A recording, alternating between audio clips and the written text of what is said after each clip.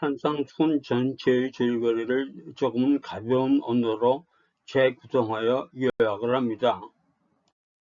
표는 여러분들이 이해하기 좋겠습니다만 내용은 아주 중요한 것입니다.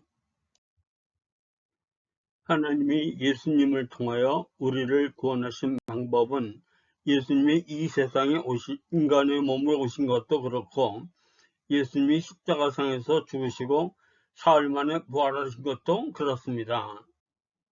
상상은 고사하고 전혀 짐작도 하지 못했던 방법입니다. 하나님이 구약에서 그렇게 많이 언약을 하셨지만 그 방법은 기상천외한 방법입니다.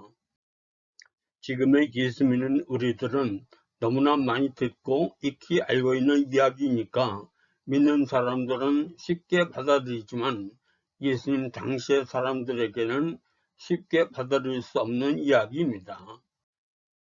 당시에 사람들이 알고 있었던 그리고 믿고 있었던 사실은 하나님이 주신 율법을 잘 지키는 길만이 구원을 받을 수 있는 길이라고 생각해 왔습니다. 바리새인과 서기관 같은 종교 지도자들이 그렇게 가르쳐 왔고 그래서 그 생각이 당시에 거의 전부의 사람들이 알고 있었던 사실입니다.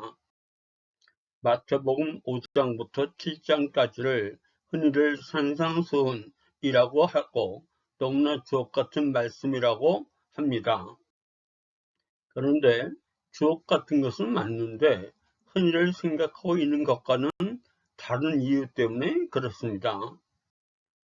윤리 도덕적으로 훌륭한 말씀이기 때문에 주옥같은 것이 아니고 또는 천국 백성들이 마땅히 해야 할 것을 이야기해서 주옥 같은 것이 아니라 복음의 정수를 말씀하시고 있기 때문에 그렇습니다.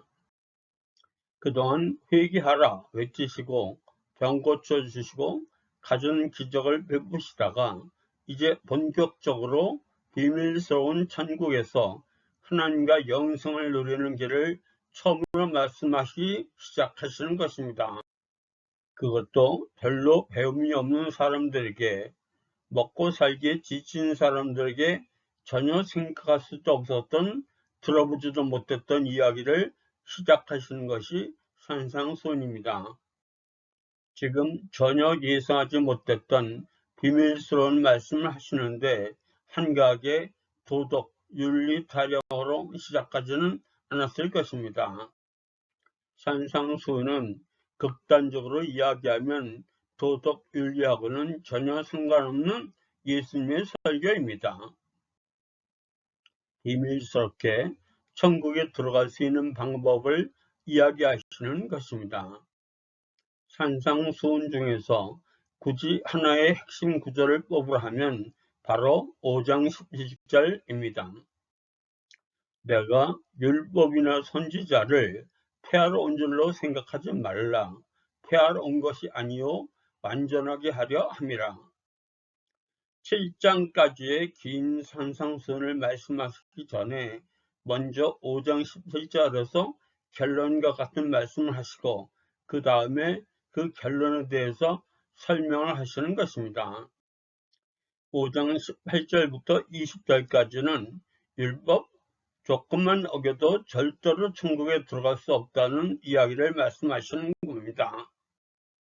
그 이야기를 듣고 있던 사람들은 아마도 이러한 반응이었을 것입니다. 그럼 그렇지, 결국 율법 이야기지. 듣던 이야기와 별로 다르지 않네. 종교 지도자들도 율법 지켜야 된다고 그렇게 얘기했어. 어려운 율법 지키라는 뻔한 이야기네. 그런 이야기라면 너무나 많이 들어서 다들 알고 있지. 그런데 그 다음 5장 21절부터 7장 12절까지 예수님은 그동안 사람들이 알고 있었던 율법을 다시 설명을 해서 해석을 해 줍니다. 한마디로 율법은 인간이 그래도 어느 정도의 통제가 가능한 행위의 법이 아니라 아예 인간들이 통제할 수 없는 마음의 법이 율법이라는 것입니다. 살인하지 말라는 살인의 행위만 하지 않으면 율법을 지키는 것이라고 생각했는데 예수님은 아예 사람들을 조금이라도 미워하면 그것이 살인이라고 하시면서 마음까지도 이야기하십니다. 간음하지 말라는 간음이라는 행위만 하지 않으면 율법을 지키는 것이라고 생각했는데 누구든지 조금이라도 마음속에 음욕을 품으면 그것이 곧 간음이라고 이야기하십니다. 한마디로 말씀드려서 율법은 인간들이 어떻게 해볼 수도 없는 지키기에는 불가능한 것들이라는 것입니다. 이렇게 길게 율법에 대한 재해석을 하시고 마지막 율법에 대한 총결론이 7장 12절입니다. 그러므로 무엇이든지 남에게 대접을 받고자 하는 대로 너희도 남을 대접하라. 이것이 율법이요 선지자니라. 율법이요 선지자니라 라는 말씀이 5장 11절에 나오고 7장 12절에 다시 나옵니다. 바꿔 이야기하면 율법이요 선지자를 다시 해석해서 아주 길게 말씀하신 것입니다. 마태복음 5장 17절에 예수님의 결론은 한마디로 이것입니다. 율법 그것 조금이라도 어기면 너희들은 절대로 천국에 들어갈 수 없어. 너희들 율법 절대로 하나님의 기준으로 지킬 수 없어. 세상에 그런 사람은 하나도 없지. 이제 총 결론의 말씀이 바로 5장 17절입니다. 그러니까 내가 이 세상에 온 거야.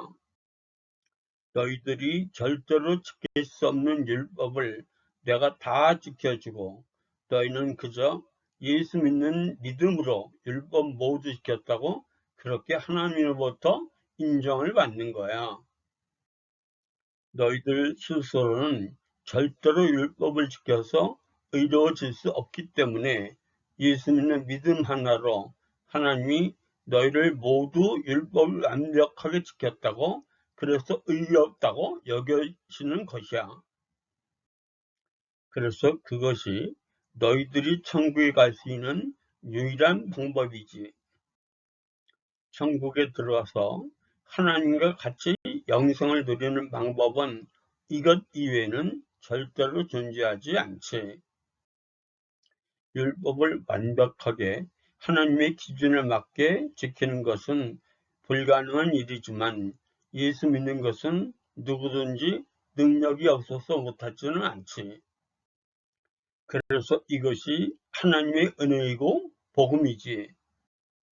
중요한 하실 말씀을 다 하시고 부록과 같이 7장 13절부터 7장 끝까지 다시 한번 강조해서 결론의 말씀을 하십니다. 예수님이 이렇게 말씀하시는 것입니다. 이렇게 말하는 사람 나 말고 없지? 율법 지켜야 된다고 하는 사람들 많지? 그 길로 따라가면 안 돼. 거기는 보기에는 넓은 길이지만 죽음으로 이르는 길이야. 거짓말하는 사람들은 꼭 자기의 행위를 이야기하지. 그걸로 천국 가는 줄 알고 그래서 꼭 자기 한 일만 천국문 앞에서 이야기하지. 그런 사람들 나 몰라. 율법 모래 위에 집 짓는 것과 같아. 바람이 불고 창수가 나면 곧 무너지지. 은혜 위에 집 짓는 것 이것이 진짜야. 바람이 불고 창수가 나도 끝도 없지. 이것이 하나님이 사람들이 그토록 지키기 원하시는 율법의 완성이야. 바로 마태복음 5장 17절의 의미입니다. 7장의 마지막 절은 29절.